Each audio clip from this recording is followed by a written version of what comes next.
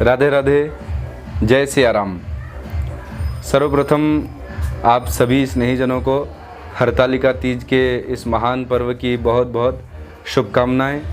और आज हम चर्चा कर रहे हैं कि हरतालिका तीज व्रत कैसे करें, क्यों करना चाहिए, इसका क्या महत्व है और क्या विधि है। तो इसकी एक कथा है, जो कथा हम अगले वीडियो में सुनाएंगे। अभी इस वीडियो में हम केवल चर्चा करेंगे कि हरतालिका का व्रत क्या होता है, क्या विधि है, क्यों करना चाहिए, कैसे करना चाहिए। तो इस वीडियो को आप देख रहे हैं हरतालिका तीज का व्रत जिस दिन आए। अभी इस वर्ष हरतालिका तीज का व्रत कल अर्थात दिनांक 30 को भाद्रपद शुक्ल पक्ष की तृतीया को जो आती है उसे हरतालिका तीज कहा जाता है। और यह व्रत विशेष करके सौभागिन महिलाएं जो होती हैं, सुहागिन महिलाएं, उनको करना चाहिए। और उसका सबसे बड़ा कारण यह है क्योंकि जो माताएं इस व्रत को करती है उनका सुहाग दीर्घायु होता है, अर्थात उनके पति देवता की उम्र बड़ी लंबी होती है। पति की लंबी उम्र के लिए इस व्रत को किया जाता है। और जो बहनें अविवाहित हैं उन्हें यदि अच्छा पति चाहिए तो उसके लिए भी वे इस व्रत को कर सकती हैं, भगवान शिव से प्रार्थना कर सकती है। अब हरतालिका तीज का व्रत जिस दिन आए उस दिन इसका जो विधान मैं आपको बता रहा हूँ। मेरे पास कल्याण का शिवांक रखा है और एक और कल्याण का शिवोपासनांक रखा है। इन दोनों में जो प्रमाणित जानकारी है वह जानकारी मैं आपके सामने प्रस्तुत कर रहा हूँ। आप ध्यान से सुने। हरतालिका तीज का व्रत जिस दिन आए, कल आ रहा है, तो उस दिन भर न तो भोजन करना है और न ही जल का पान करना है। अन्न जल का त्याग करके यह व्रत किया जाता है। और इस व्रत में भगवान शिव, माँ पार्वती की 5 बार पूजा की जाती है। पहली पूजा प्रातःकाल शिव मंदिर में जाएं और शिव मंदिर में जाकर के भगवान शिव का जल से, दूध से, दही से, घी से, शक्कर से और शहद से ऐसे पंचामृत से अभिषेक करें। अभिषेक करके उनके लिए आप जो घर से पूजन की सामग्री ले गई हैं वह सारी सामग्री, चंदन पुष्प आदि चढ़ाएं, पुष्पमाला चढ़ाएं, बिल्वपत्र चढ़ाएं, आक के पुष्प चढ़ाएं, धतूरा चढ़ाएं, भंग चढ़ाएं। और जो भी पूजन की सामग्री में आप वस्तुएं लेकर गई हैं वह पूजन की सारी सामग्री भगवान शिव को अर्पित करें। तत्पश्चात शमीपत्र हो तो शमीपत्र चढ़ाएं और भगवान शिव को नैवेद्य के रूप में कुछ मिष्ठान्न और कुछ फलों का भोग लगाएं और धूप दीप दिखा करके तत्पश्चात भगवान महादेव की प्रेम पूर्वक आरती करें। आरती करके और अर्ध प्रदक्षिणा करके घर आएं। दिन भर भगवान शिव के नाम का जप करें, पंचाक्षर का जप करें और दिन भर जप करते करते व्यतीत करें। न भोजन करना और न ही जल का ग्रहण करना है।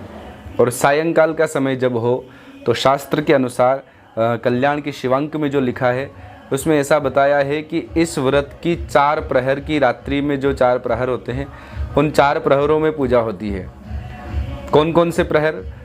शाम के 6 बजे से लेकर के 9 बजे तक प्रथम प्रहर रात्रि का, 9 से 12 तक द्वितीय प्रहर, 12 से 3 तक रात्रि का तृतीय प्रहर और रात के 3 से प्रातःकाल की 6 तक ये चौथा प्रहर। इन चारों प्रहरों में भगवान महादेव की पूजा करना चाहिए। कैसे करें?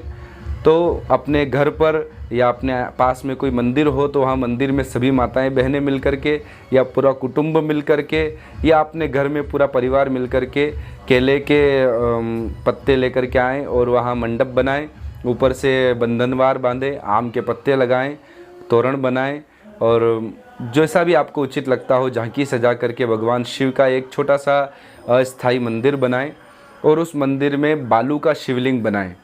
और बालू का शिवलिंग बनाने के बाद उस शिवलिंग की प्रथम प्रहर की जब आप पूजा करें तो उस पूजा में जो भी षोडशोपचार की सामग्री होती है वो सारी सामग्री वहाँ चढ़ावें।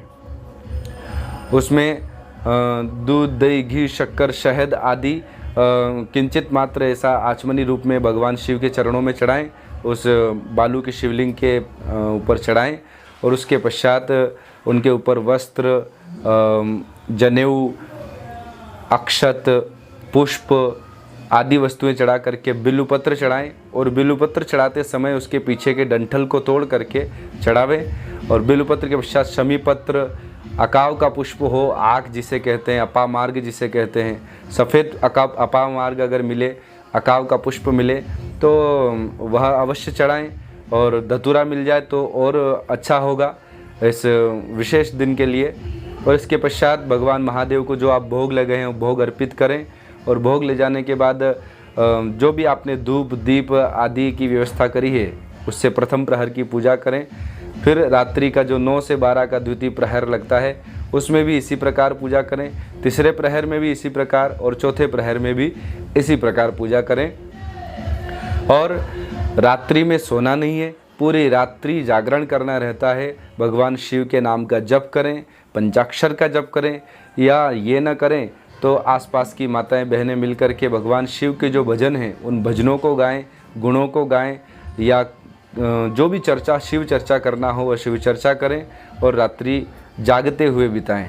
क्योंकि इस व्रत के बारे में बताया है कि इस रात्रि में यदि कोई बहन सो जाती है तो ऐसे दिन सोने वाली बहन को घोर नरक प्राप्त होता है।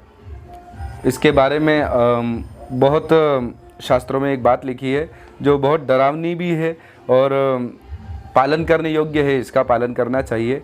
जो स्त्री इस तृतीया के दिन अन्नाहार करती है अर्थात अन्न ग्रहण करती है हरतालिका तीज को और व्रत को नहीं करती, वह 7 जन्मों तक वंध्या होती है, विधवा होती है, जो इस व्रत को नहीं करती। और जो स्त्री इस व्रत को नहीं करती, छोड़ देती है कि कुछ नहीं करना हरतालिका का व्रत, तो वह धन और पुत्र के शोक से अधिक दुख को भोगती है और घोर नरक में जाकर कष्ट पाती है। इस दिन अन्न पाने वाली स्त्री अगले जन्म में शुक्री बनती है और फल खाने वाली स्त्री अगले जन्म में वानरी अर्थात बंदरिया बनती है।